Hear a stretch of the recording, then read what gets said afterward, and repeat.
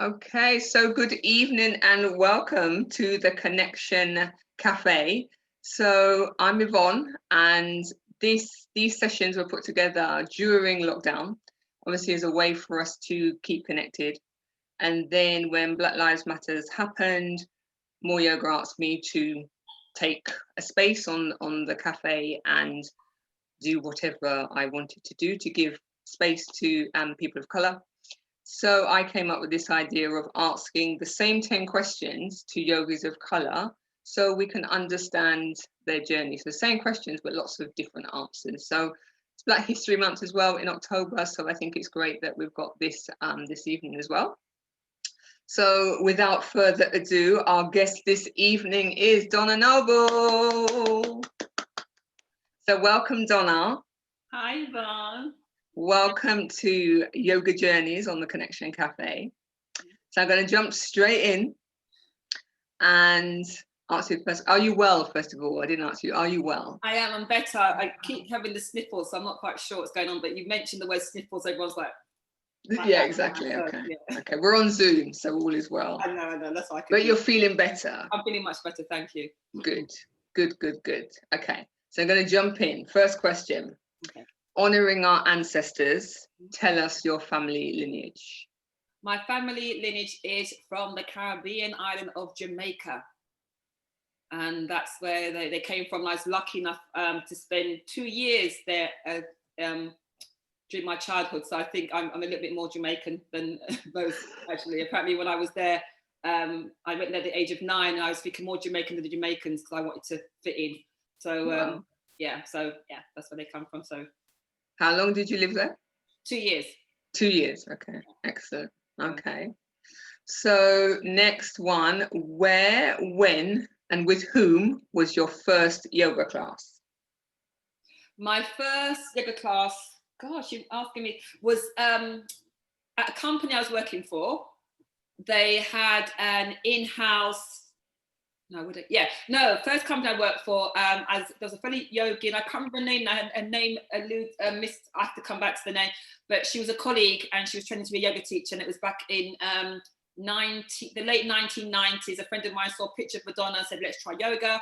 Wow, 1990s. 1990s, and a colleague was like, I'm a training yoga teacher. So in the boardroom of that company, and I can't remember her name, don't worry. Come to you. Cheryl Gupta was her name. Cheryl Gupta. Is she still teaching? She is still teaching, and she doesn't. I don't think she realizes that she was so instrumental in my life. She kind of brushed it, but yeah, it was her, because Sam and her were the two that got me into yoga, and I knew nothing about yoga. Amazing. Okay. So when did you realize you wanted to teach yoga? I never did.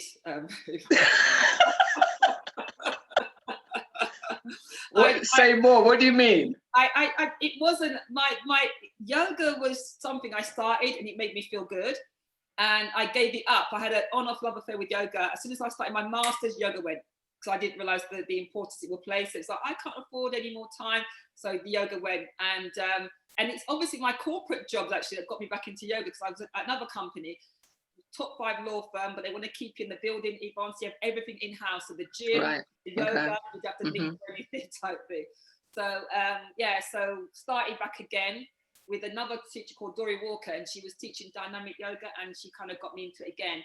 And had a very diverse journey, which I now realize, because my first yoga teacher was Indian, my second teacher was mixed race, and there were 2 yoga teachers, and I can't find the magazine cover. They had a studio in Clapham, 2 Black yoga teachers. So I had a very diverse beginning, unlike now, and I'm now realizing I was so lucky. Okay. And, was it Shola? No, Jennifer and a French girl. And then a cover I've got the magazine here, and it's quite old. And they were very key and inspirational at that point, even though I didn't know, because I was never going to be a yoga teacher. Some of my friends would ask questions. And basically, how did I become a yoga teacher? So basically, I became ill with Bell's palsy, and began to see how it was really allowing me to heal, but still never thought about being a yoga teacher, until a friend of mine said, you need a plan B. And I said, how do you mean a plan B? I'm in corporate, I've got the job, the house, the car, all the things that I'm supposed to have, but wasn't happy. And he said, you need a plan B. And I thought, okay, the only thing I like doing is yoga. And I was doing a course where it was a lived experience. So we had to give up TV for like a couple of weeks, vegetarians. It was like really, and journal. So I was journaling all days ago. I realized we had to make our own journals, you know, go back and be creative and do stuff like that. And so I did the course with Try Yoga. And if you know me, Yvonne, anything I do, I want to do it quickly. I chose a 18-month course because it was never part of my journey. It was a hobby I would do when I was maybe retired. So that's how far removed it was going to be. So I could only afford 1 weekend per month to go and study at Try Yoga. And I did that. And even when I was coming through, Yvonne, still was going to be something I was not going to do. It was just there. My job, but my career path was still that. And because I was in IT, I was able to study a lot. So doing the course was fine. And when did I know that unconsciously I wanted to be a yoga teacher, but didn't know consciously? I was doing a Master NLP Practitioner course. And when was that? That's Yvonne asked me questions that. So I've been a yogi since 2011 when I got made redundant. So it must have been around that time. So 2010, 2011 when I did the course or whatever. And there was redundancy. My friend with the plan B was like, Donna, you need to have a plan B, because he could see redundancies coming. And I think I survived 3 rounds before one day we're in this room, and my job was on the old org chart, and then my job was no longer there. And I was very calm. I don't know, I was very calm. And my friends were like, you're lucky you've got yoga. And yoga was not part of my career thing. It was like, you've got yoga. And it still didn't even dawn on me until the penny wasn't dropping. The penny wasn't dropping. I was the last to know. I think everyone else could tell about me. And it wasn't until I was on this course, and one of the trainers said, what's going on with this? And I said, well, I've got this dilemma. They want me to apply for these jobs, but I'm never going to get, because I'm not going to get them, because we all have to reapply for our jobs. But it was just a task to do. You know, they knew who they wanted for the roles. I was not qualified to be a program manager or project manager. I was gone into. And she said, do you know what you want to do? I said, no, I don't. She said, yes, you do. She said, when you talk about yoga, you light up. When you talk about corporate, you don't. And at that time, I was doing Bikram yoga, because everyone's like, try Bikram. And I poo-pooed it. I don't need hot yoga. I can have from inside out. I don't need this. And then one day, my friend said, Donna, there's a studio in Balham. I would never go across the river. I wouldn't travel for anything. I thought, I'm not going to go to North London studios for this yoga, which I didn't even know about. But my friend said, Donna, there's one in Balham. She's down the road from me. She said, it's £30 for 30 days. So £1 a day if I go for every day. Amazing. And it was, so she was, they're all selling it to me. I heard so many things about the benefits of this yoga. I thought, I have to give it a go. I can't not try. So it was a bank holiday weekend, and I thought I can go on the Monday. My friend was going to come with me, but she bottled out of it in the end. It's like she made up some excuse and didn't come. But I went up the night before, Yvonne, so I wasn't even prepared, and it was unexpected. And we had so much to drink, Yvonne, and I woke up with a hangover, and I said, I can't go. If I go with that first class, I would keel over in that heat. I knew, but I had to go. So I stayed at home all day, drank. I don't even drank water, which is what you're meant to do. And I felt okay. And I thought, if I don't go today, I'll never go, because I was so busy at work, I wouldn't have the time to go. So I made the effort, and I went. I did everything wrong. I had no water. I was hungover, and I went to the hottest part of the room, and I had the strictest teacher ever, who became a very good friend. But you know what, Yvonne, I didn't sit down once. I stayed stuck it out my time, and I came out and I loved it. I felt as though I was reborn, and my skin was so soft. Yvonne, the hangover had gone. I'd sweated it completely out, and that was so. I think for the 30 days, I must have got there about 10 times. But I knew it would make me feel so good. It only made me feel so good that I bought the annual membership, just like that. And it was just like that. You're hooked. I was hooked on it. And were you doing any other styles of yoga, or just Bikram? It was Bikram. Just Bikram. Just Bikram. And Bikram got me on a yoga mat in Balham, 6:30 a.m. in the morning, Yvonne, and then go to work. Unheard of. Amazing. Yeah, not out of bed, on the mat, ready to do class at 6 a.m. in the morning. And I could see the change at work. They were like, I don't know what's going on. Go home on time to go to yoga. And it's almost like every morning, Yvonne, I died on the mat and was reborn. And I could take any of the crap they gave me, anything they could give me, Yvonne. It was like, I've already died. Deal with it. I could deal with it. And seriously, I became so much stronger. And excellent. then So basically, I then decided when that coach said to me, Donna, you know what you're going to do. And I said, okay, what I'm going to do then, very quickly, I started to go with the flow. I said, okay, what I'll do, finish the trial course, because I was going to finish it that year anyway. But what I'd do is go to LA. I would have gone that September, but I was made redundant in August. It was too quick to go. I said I'd go the following April. And I planned it, Yvonne, and just knew, and I never deferred from that. And no one really knew. I didn't really tell anyone. I went out for my birthday in December, and my friends were like, oh, we want to be teachers. We want to be teachers for Bikram. And I said, when are you going to go, Don? I said, I'm going in April. They were shocked. I just didn't tell them. I'm going in April. It's all planned, it's all booked. I didn't tell anyone about it. And I actually, Yvonne, I went there, and all my friends said I changed. I went for what should have been 9 weeks. I stayed for 6 months. Yvonne. Amazing. My visa ran out, my house wasn't even rented out, Yvonne. It was like, I just really went with the flow. And I went to stay in LA, would have stayed for 2 weeks just to get my skill set in terms of teaching. So don't come back to teach, because all your friends are going to come to your first class, and it's very nerve-wracking. Teach out there, which I did. And I stayed in LA. And I remember things happened, but then I started to trust the process. Like, I remember I got my purse stolen, Yvonne. And every time I went to pay for it, I'm like, no, we'll pay for it. And I didn't. And so only when I was going back to get on the plane, I was in the hotel lobby saying goodbye to all the other yogis, because we went at different times. And I was going to go to New York, which was totally not planned either. And I remember asking a fellow teacher, I said, can you lend me some money to get on the plane? He went, no, I've got no money. I couldn't believe it. I said, I'll send you the money back. But you wouldn't. I had to get on the courtesy bus, Yvonne, and went to the airport, went to check-in desk and told them the accent worked. It worked. And I told them, I said, go to customer service, and they just put my luggage on, so I didn't have to pay for anything. The flight got delayed, Yvonne. It was going to be from LA to New York, and it was delayed, and we got McDonald's vouchers. So someone's looking after, I had no money for food. I got McDonald's vouchers, Yvonne. So there you go. It was meant to be. It was meant to be. It was meant to be. Yeah. And then so sorry, carry on. Then I went to Texas, which I wasn't going to do. I was going to go to Texas, but then all my friends went to this. There's a teacher called Stacey, and she's one of the best teachers. And she was looking for teachers, and she said, you have to drive, Dom. I said, no, I'm not driving. And so I went to New York, and it didn't work out. And then she said, my friends were like, Donna, we're leaving, but you can go to Texas. So I said, okay, I'm going to go. And I was going to go for a few weeks. And but I stayed for longer, and I left a little bit of my heart in Texas. I was driving Yvonne down the road, I didn't care.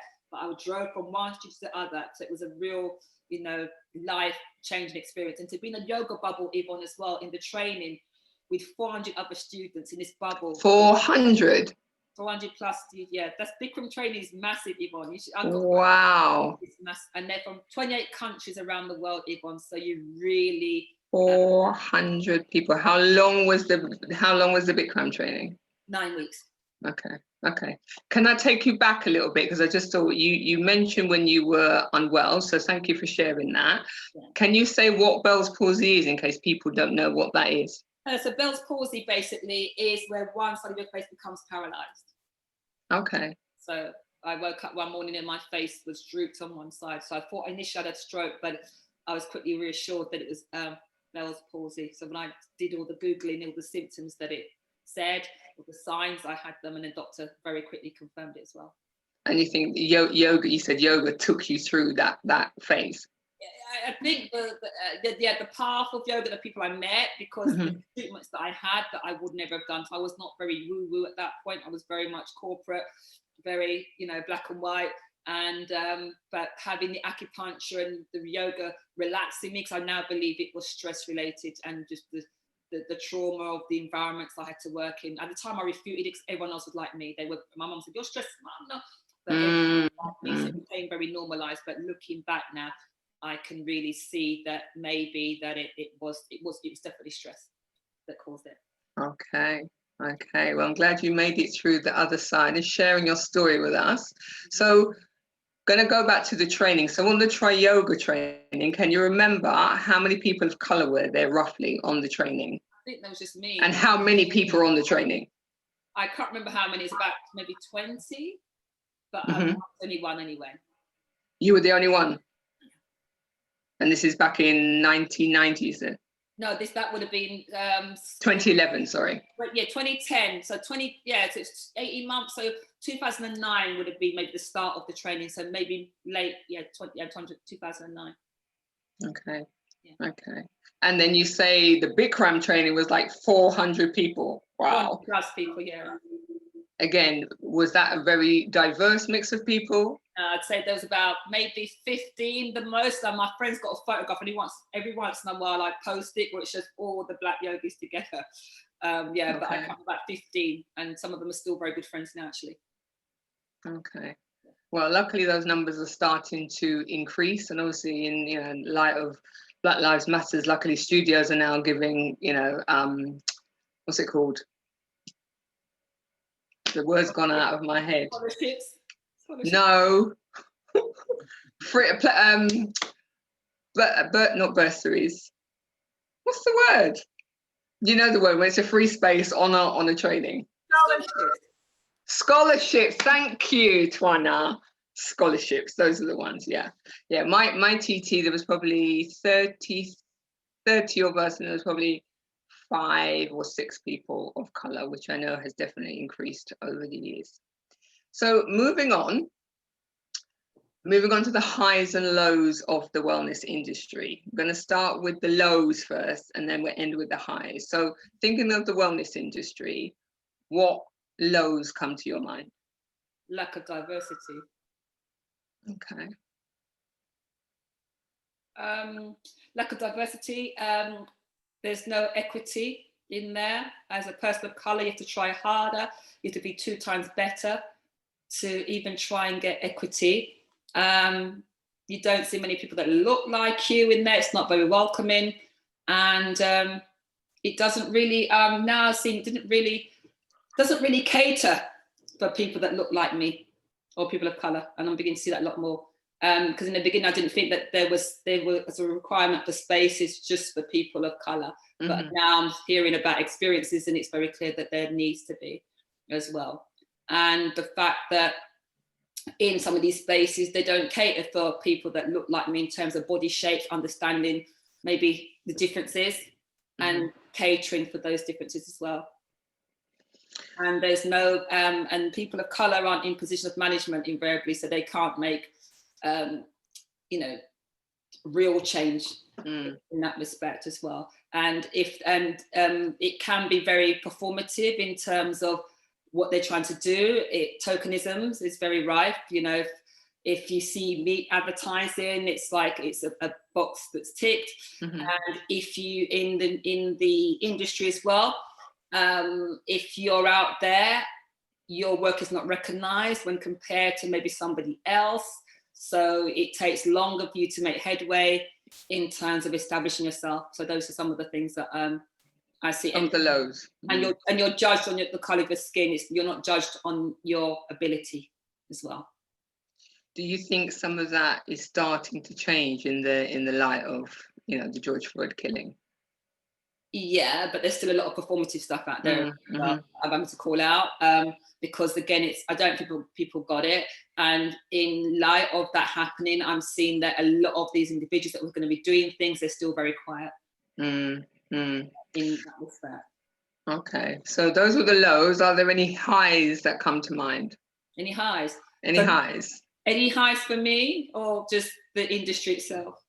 Both, I suppose. When you think of you gave us the lows, are there any highs that come to mind? There are some highs because a lot of the things, and what I grappled with a lot in terms of yoga, and I couldn't get it in the beginning, was just the way in which I thought yoga would be different in terms of as an industry, but it's not. But then how I've reconciled it is the people, it's not the yoga. You have the same type of people in the industry, and they're the ones that sometimes have the power, and the way they treat yoga teachers and fitness professionals as though we're not worth very much. They don't value us very much. In the States, I think they do so more, and I began to see that in the story because I saw that more in the States because maybe yoga's been there a lot longer, it's more mature, and I was treated completely differently to how I was treated in the UK. The good things, because of the George Floyd situation, that there are genuine people like that show my voice. Mm-hmm. Silence. They're using their privilege to elevate me in a way that make this more inclusive, and people are actually listening to my voice, and they're actually making a change. A friend of mine interviewed me And I said something about, you know, scholarships and offering things like that. And she actually went away and offered 4 scholarships on her course because of basically. So there are people out there that are really doing genuine things. So it's not just performative, and they're not coming back to tell me. I inadvertently find out about things like that as well, which is good. And I suppose our voices are heard a bit more, but it's still not enough. And it's almost like what we have to do is I've given up waiting to be invited to the table. I'm creating my own table now because I've done the lead work, and some of the stuff I've gone through has made me who I am now. And I'm fortunate I can be more independent and I can do what I want to do. And what people are saying at the minute, I'm finding my voice, and I think I am, but anything I see, I call it out right now. I don't care who you are, I'll call it out. So I've become stronger, and people are saying, I think what I've done, the assimilation part of me is gone. I'm no longer assimilated anymore. So my voice is the voice for those that may not speak out. If I see something wrong, I speak it out because somebody else may not be in a position that I am, that they can do it. You've got brands out there just abusing their power still right now.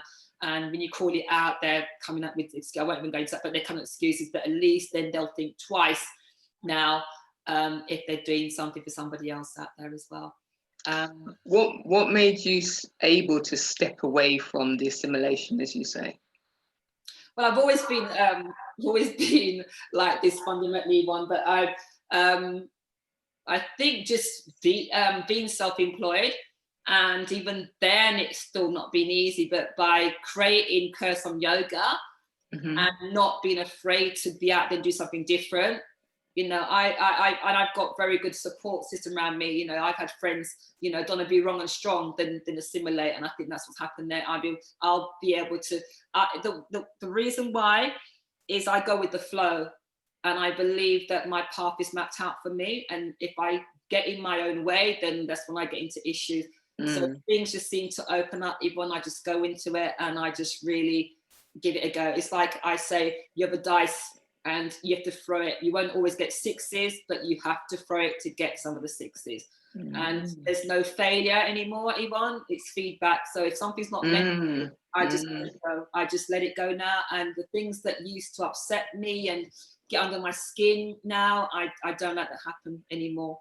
And you know, and during this time, Yvonne, my friend of mine described, she put a post on, she goes, "Oh, are you a scan or a butterfly?" And I knew what she meant.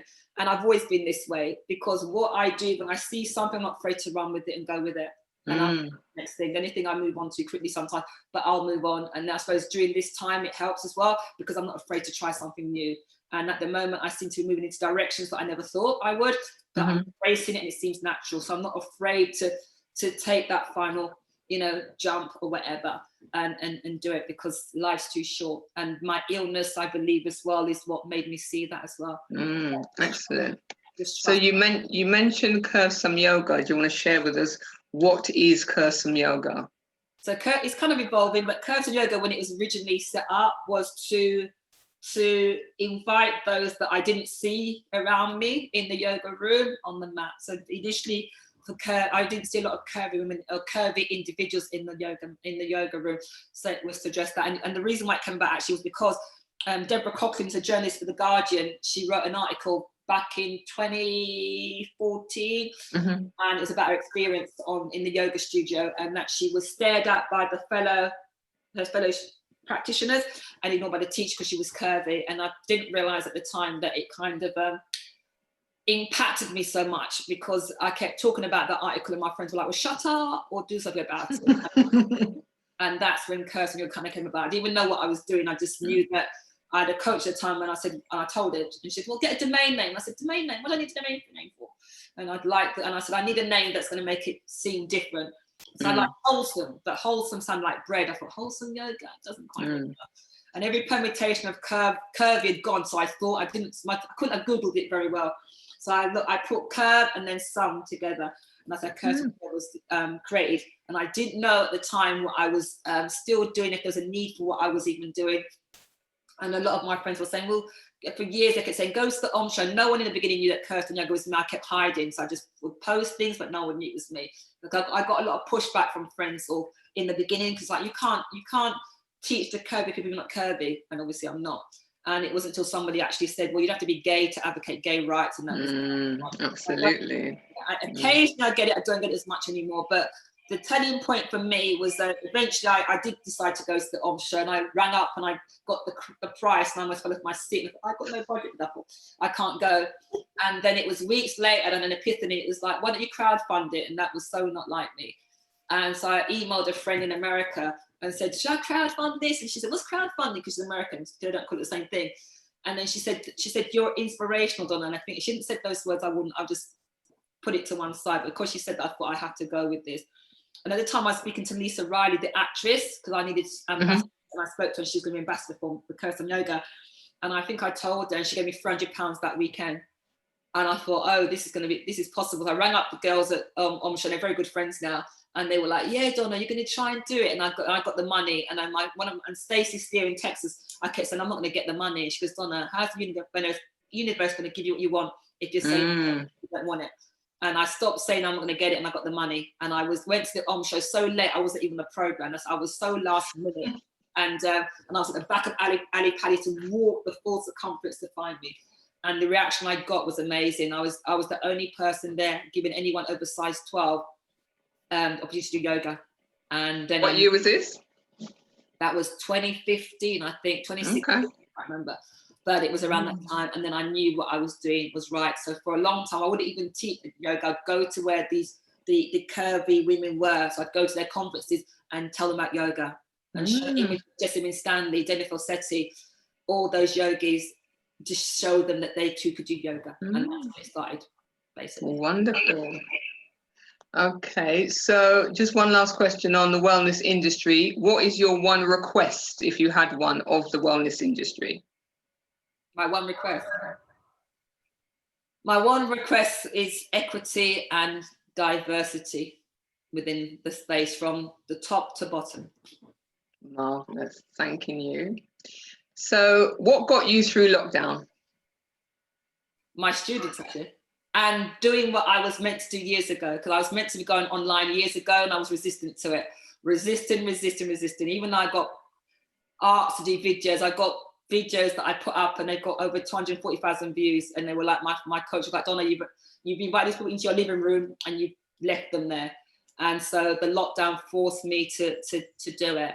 So, and just having the connection with my students, and my family was close by, so I didn't have to really worry about them, but that, and making new friends, and just seeing that Zoom was a tool that still allowed me to teach as I was in the room. And I teach Bikram, and a lot of my students were like, Donna, it's like you're still here with us. Because I teach, I call everyone's name out. I'm very much still give the correction during my class. They're very small, so it still has that interaction, that personal touch to it. So that's what got me through in that respect. And self-care is what got me through as well, especially during the George Floyd time. I thought I was strong, resilient, but it got to me in the end, and I began to realize that I was more profoundly affected than I thought I was. But yeah, my students and still, because what made me laugh was when everyone went, because I think I used Zoom before, so it wasn't all strange to me.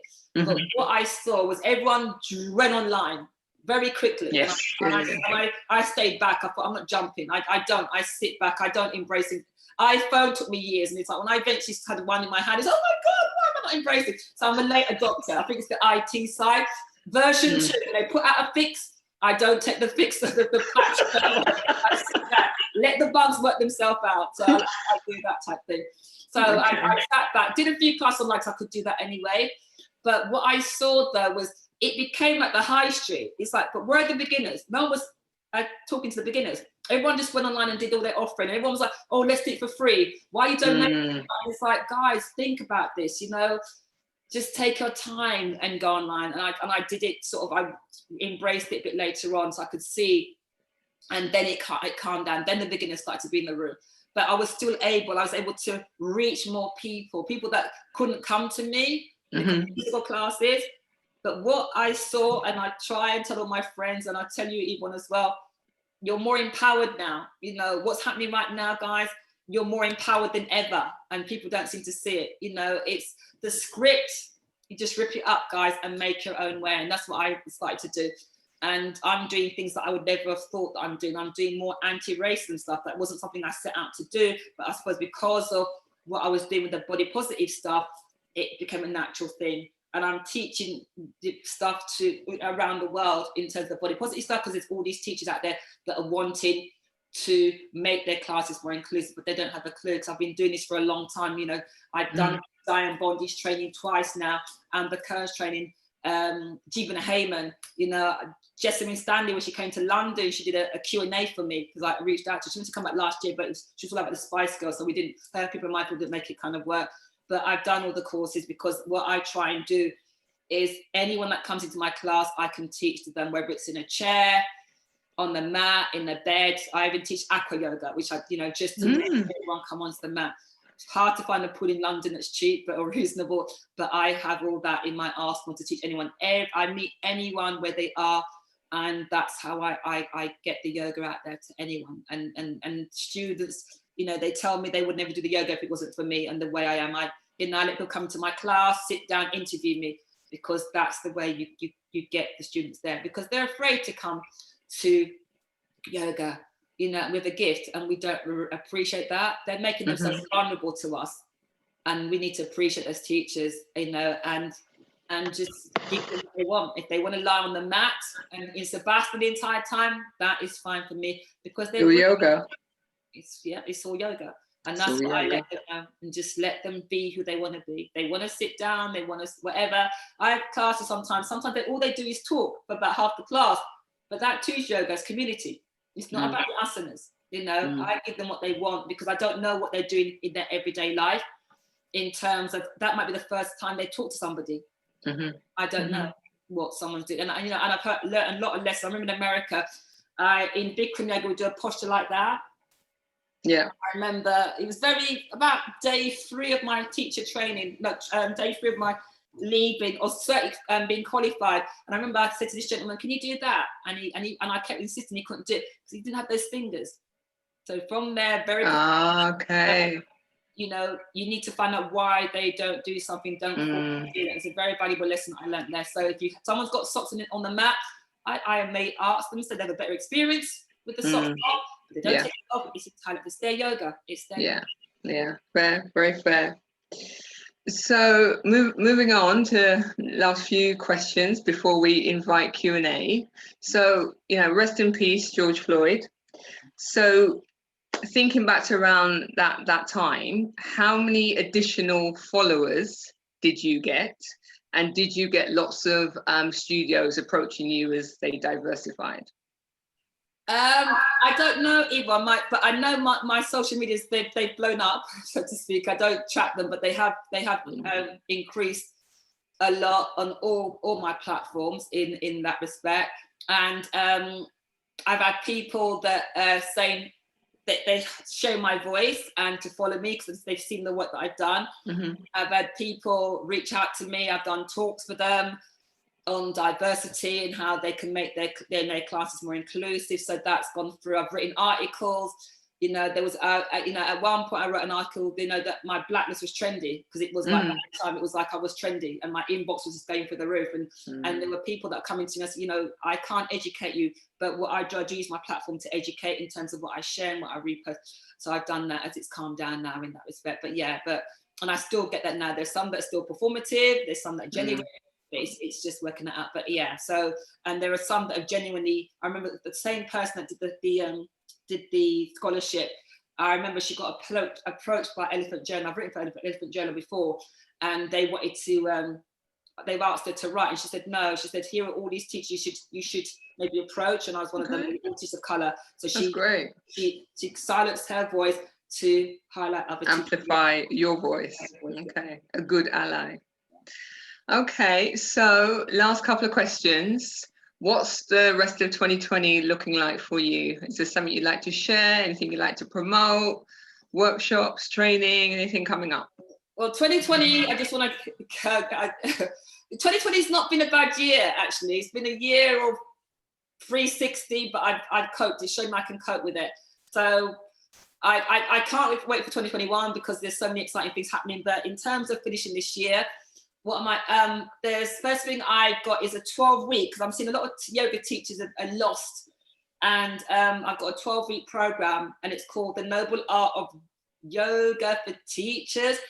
And it's just giving me a space where you have my brains for 12 weeks, and it will be how to navigate this space, how to diversify your classes, how to deal with the questions that you're finding challenging, because a lot of teachers are being very quiet because they're afraid to ask some difficult questions.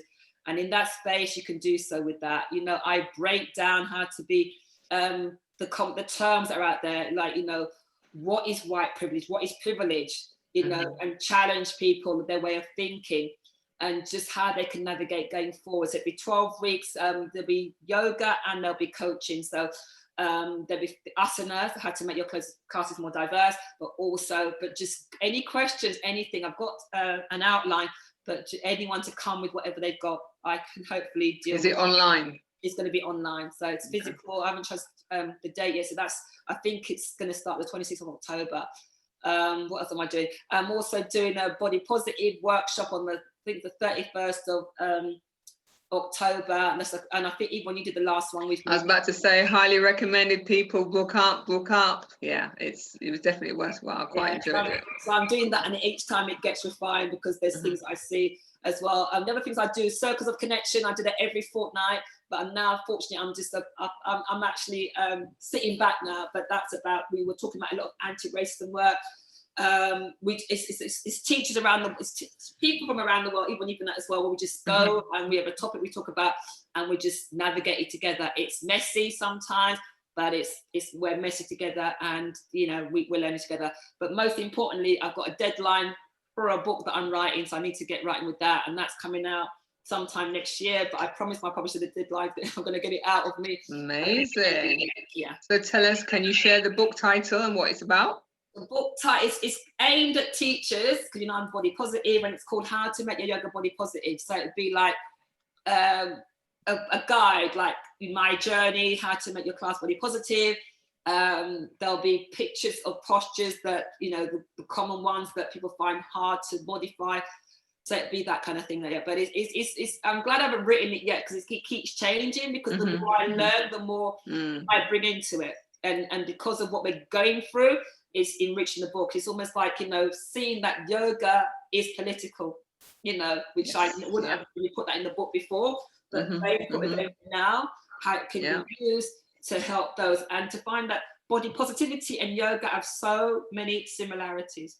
It's unbelievable. There's so many things that you know, they started out to do, and bringing the two together. Maybe that's why I'm so body positive, because the yoga just seems to come through, and just to disrupt the yoga still. That's my goal, disrupt it even more so. So that's my goal. So anything I see out there, I'll call it out, and still to educate, whether it's just on my platform, I use my voice in that way. But the book is the main thing, just to end on. And anything I see that maybe is needed, then I might do it. I really don't plan it. I really don't plan unless I got quite adaptable.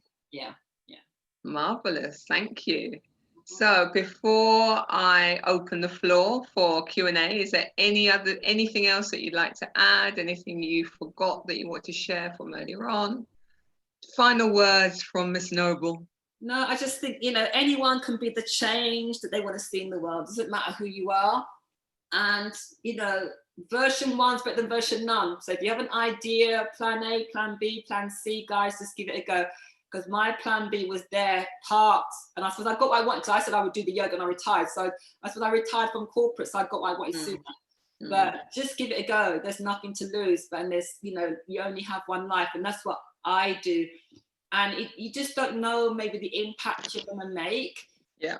When I did what I did all those years ago, I didn't know I was going to be here now. It was just like that one article that changed me, and I'm not afraid to get out there and give it a go. And if it doesn't work, that's fine.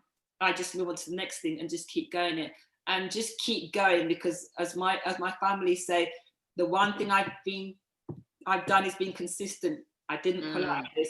I still did it. And you just don't know who you might affect. That one person that comes into your class. Absolutely. How you're going to affect them. And just to be authentic. I remember when I came out of Bikram, because we learned the dialogue, they made us fixate on it. And I remember stopping in class and searching for the words, you know, and stopping. After a while, it's like, you know what? Just be you. And I laugh at myself, you know, I tell myself they're going to fall at the postures, but being yoga is getting back into it. Absolutely. And make yoga fun, make it fun. You get so much from your students if you make it fun. It's like they want permission to fall at the postures. And once they do things that they wouldn't do. And the reason why I'm passionate about being body positive, because I had a very visible illness and I wanted to hide away in the beginning. And it's funny because the more I write, I'm writing quite a few things on my stories, and things are maybe hidden. But the one thing I did when I was ill is I went to salsa, and I thought, why did I go to salsa? What are the places why did I go to salsa? The only place I felt okay. But there's a teacher called Amy, and she had a very visible illness on one side of her face, and she was just her. She didn't let it stop her. And I think because she owned what was going on, I did the same thing. Yeah. And the people that I was around, they accepted me for who I was. So I was able to blossom. But the yoga, and it's taught about the body. I had the Bell's palsy for about 5 years and it was dormant. I didn't even think about it. And there was nothing, the doctor said, there's nothing you can do. But the yoga path led me to people that were like, Donna, you don't want to heal? Of course I want to heal. And I remember trying acupuncture way before. And it taught me, if you're going to go to someone, a therapist, make sure that therapist is skilled in that treatment. So I went to someone that only learned acupuncture over that weekend. They were physio. She put a few needles in my face and nothing. And then I was having Reiki years afterwards, and someone said, "Don't you really try to get healed?" And I said, "Yeah." And they said, "Lower lunch." We're still very good friends now. She keeps talking about Christmas and we're going to fall out because she keeps bringing it up early every year. But I went to her, and I went there about my knee more than my face. That's how much I kind of didn't acknowledge what was going on with me. And she could see why I was there, but we went through the thing, and she was, "Donna, it's been 5 years. If you come to me, maybe I could have helped you a lot more, you know, and got more results for you."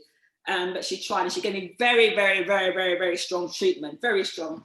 And like now, we're not friends anymore. Only joking, because the treatment now is working. That my face, I thought I was a tough woman because I could take all these needles in my face, but it was how dull the nerves were, because she wasn't putting, like, I didn't know, I had no comparison. But through the years, I've recovered, and the nerves are more sensitive.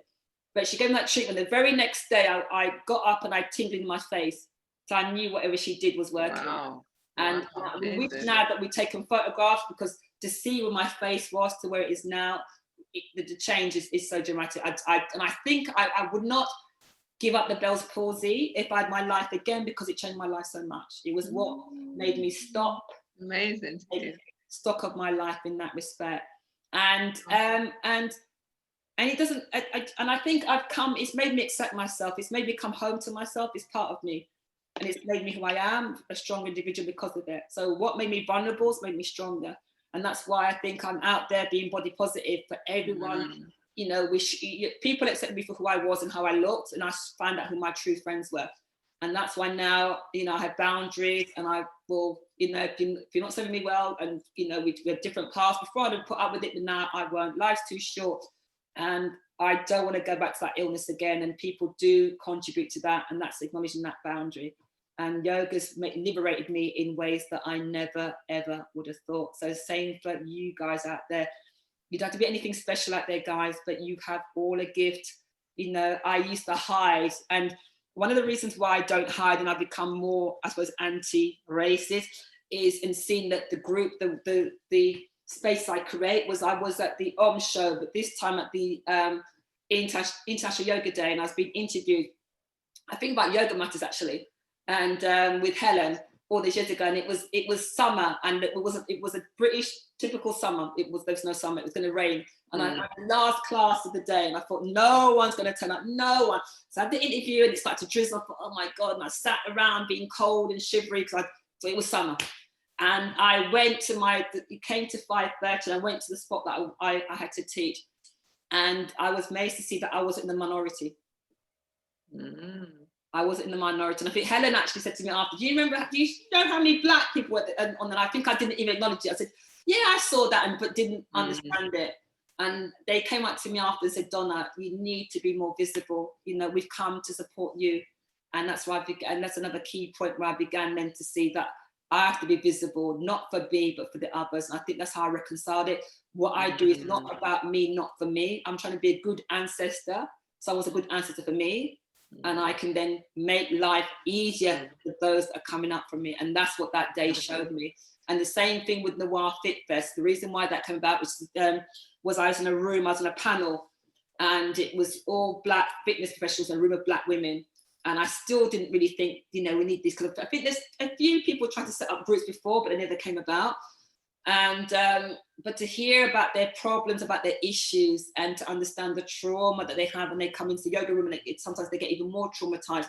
It was like, it was needed. I think for days, like, was buzzing, and that's how NOIRE Fit Fest came about. And I sort of set it up, and that was, I can't believe, less than a year, and it's come to fruition, and it happened. It was a great day.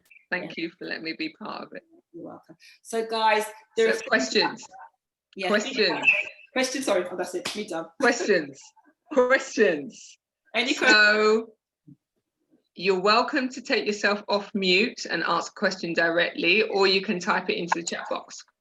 I would like to Namah Shivaya. So blessed to be here with you and to have this wonderful message. It's really touched my heart to hear about your journey. I just had a question in regards to what you feel the actual kind of issues are. So do you feel that the issues are more marketing and it being a business, or do you feel that it's marketing, or just the fact that it's a bit of a tricky position when you're focusing on the lineage of yoga, which was, it came from the East to the West, and it was introduced to more privileged people that naturally, adopted it or appropriated it as part of their lifestyle. And when we think about classism, the class is like the upper class, going back as far as India, were the people that had the connection to this knowledge, or they were exposed to this knowledge. So do you think it's more marketing and just, trying to get the people that will pay for these expensive courses and these expensive classes, or do you feel that it is capitalism? I think it's all of the above that you said. So I think definitely marketing is one of them, and capitalism, because I think, it's...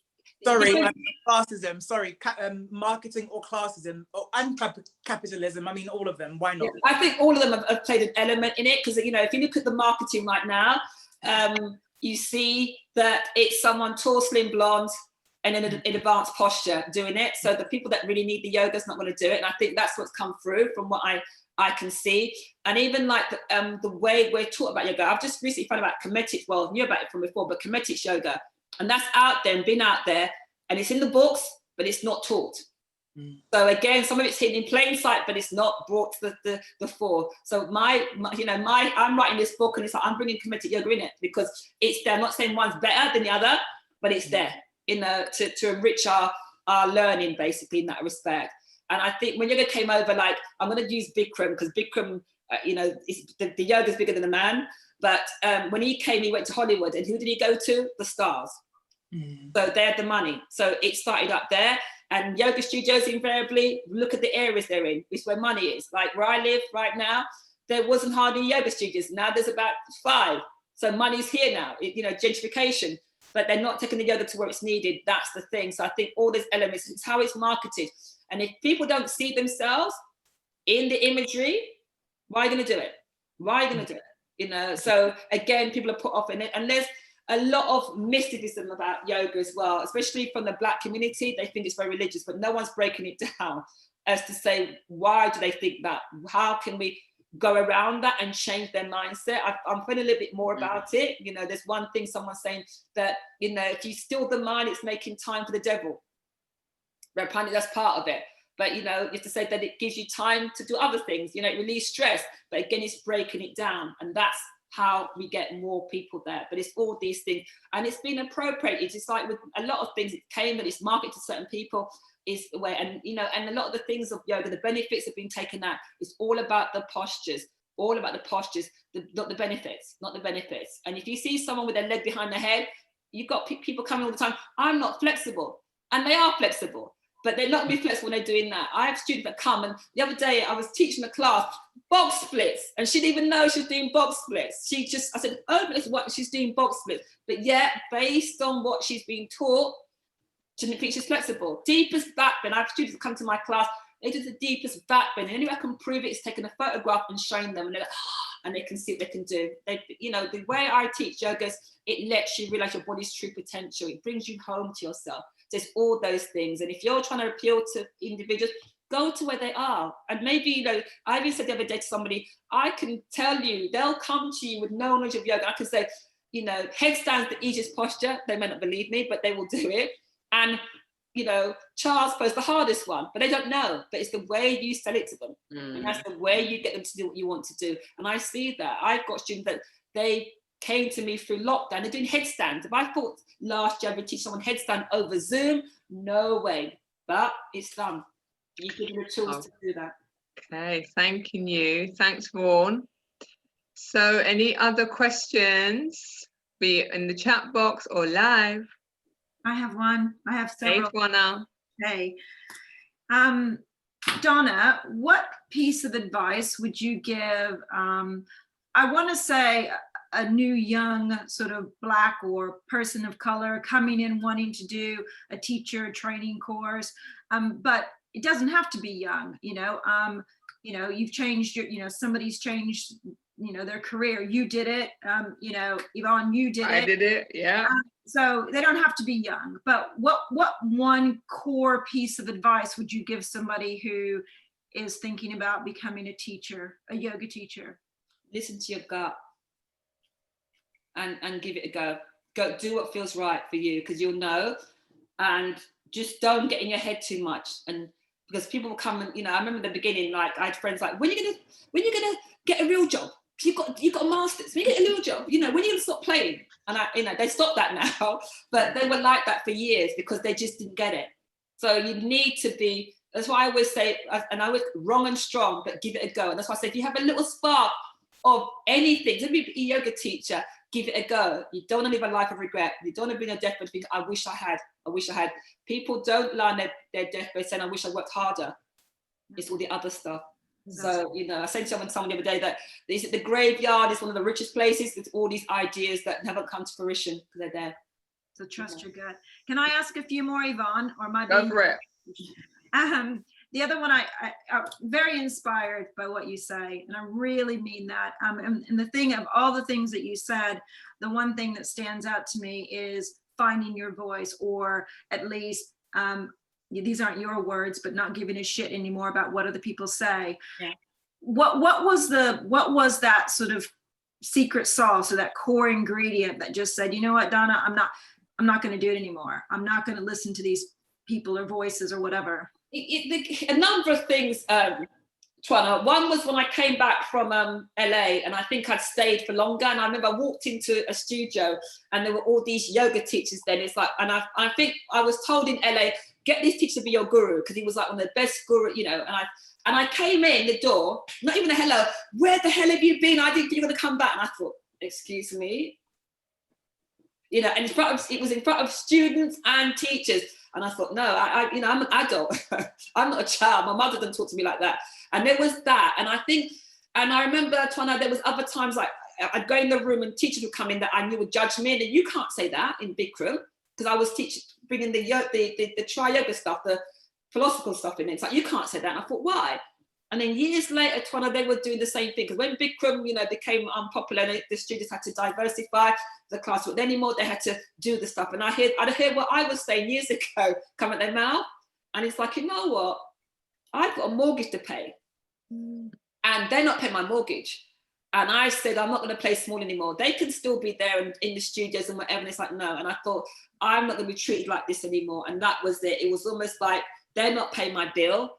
I will do what I need to do. And I think it was CurveSomeYoga, because that was what came out. And people that were like the naysayers, and they were like sending me links. Like I got known for it. They were sending me stuff. I was like, excuse me, years ago, you wouldn't even, what I was doing wasn't even there. But you're sending me stuff now, like images. Have you seen this? Have you seen that? And that's the key. And I think it was being, I was in management. I think they had me at a point where I 360, so I was in a new industry, and it's like, it doesn't matter if I'm new or not, it doesn't matter. And that's when it's like, just go out there and be you. And I think when I began to embrace who I was, that's when it all, and I think the old Donna came out. I think LA, when I went there and saw the stuff, and the people that I, you know, were around, they were strong individuals, and having them to inspire me. And it's like, you know what, life's too short. No, very good. Last one from me. When is this book going to be out? Sometime next year. I don't know, because I pushed it back so much. I think imposter syndrome for a little bit, but now it has to come out. So I see there's a need for it. But yeah, so hopefully getting it. Yeah, I'm back on it again now. Hopefully I'll get the deadline to get to my publishers at the end of December, and I'm not quite sure, but I'm going to send it to her as I go along. So that will save the process.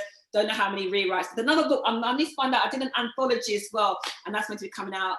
It's from the University of Missouri. I think it's called Black Women Do and I had to write a chapter. I need to find out what's happening with that as well. It's an anthology just showing about our journey as well. So a few things coming out, but hopefully 2021 I'll have dates, and when I know I'll start.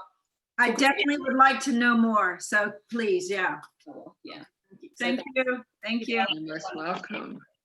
Any further questions in the box or out loud? I have one, if just the last one. I hope you don't mind, Yvonne. Is it okay? Yeah, go for it. Yeah, thank you. So it was because of a previous question that was asked. Because this is on my phone, I can't remember the lady's name who just spoke, but thank you for inspiring this question. It was more so just in regards to privilege. So your history and all of the things that you've done and that you've experienced and that you've been able to do, like going off to Texas and doing this, doing that, and you know, your masters and all of these types of things. And for your advice for like a person of color, a yoga teacher starting out, but from a person with or from a lower income background, what would your advice be to them? Because I find that there is a very big divide, and this is why I say about the classism aspect in regards to, if you have the money and the education or the opportunities, regardless of who you are, then therefore, of course, it's going to be somewhat easier for you to trust yourself and just let go of your inhibitions and go for it. Whereas if you are more so challenged about how you are going to pay your rent, let alone go on a yoga course that costs $4,500 in a yoga studio that will hopefully give you more opportunities. Like, for instance, you know, there's some yoga courses that I would love to go on, but one of them are 10 grand. So it's like, do I pay 10 grand or do I focus on my car and paying my rent? So what would your advice be for someone from a lower income background, or like the more average person that doesn't have the kind of income to have at their leisure per se? Yeah, for what I didn't have that always as well, but times are getting a little bit easier. What I'd say is for that person to reach out to maybe other teachers of color, because I'm always passing the ladder. I'm passing the ladder back down, so they may be able to get help. So, you know, if you don't ask, you don't get, as long as you're not abusing it. So just reach out there and ask. And there are a lot more people now who have privilege that are offering scholarships and ways and means to help. And there are people, I'll offer a program, and I have people that will, even students and teachers will pay it forward for someone that can't afford. So there's a lot more giving right now. I think with all we're going through, there's a lot more sharing, more caring, and, you know, people realizing their privilege and using it to help in ways that they can. Lovely, thank you. Any other questions? We've got a little bit more time. Can take some. I'm happy to take any in the box if somebody doesn't want to speak. No question is silly, guys. Sometimes people want to ask the question. Amanda's coming to unmute.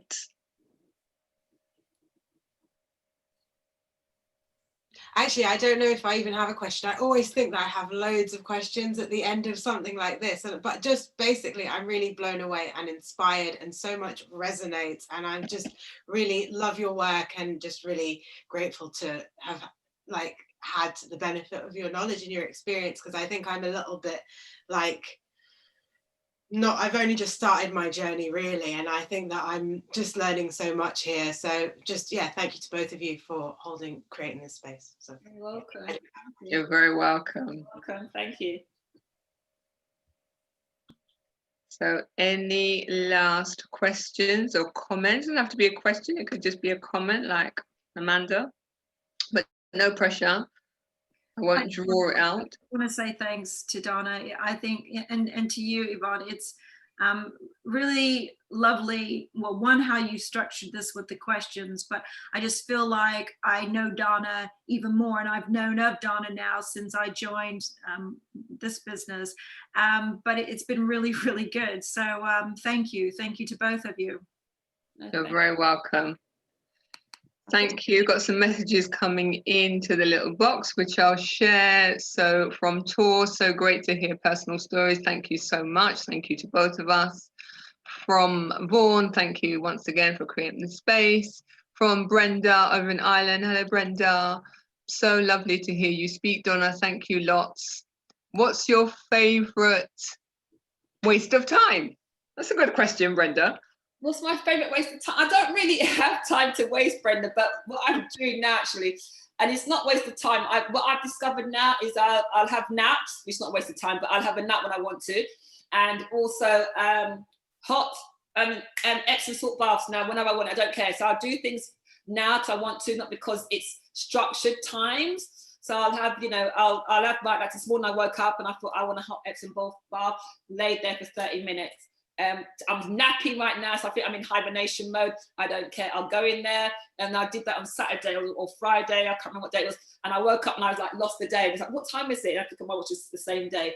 So, and I'm getting into. I don't watch a lot of TV, but I'm getting back into, and I think it's a waste of time TV, unless it's educational. So if it's something like it's a waste of time, so I'm doing that at the moment. So I hope that.